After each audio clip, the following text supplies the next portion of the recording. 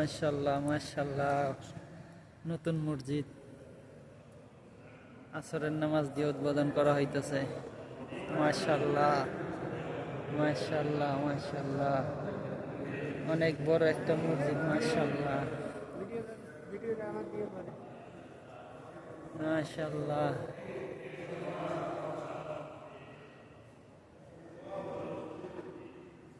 মাশাআল্লাহ মাশাআল্লাহ।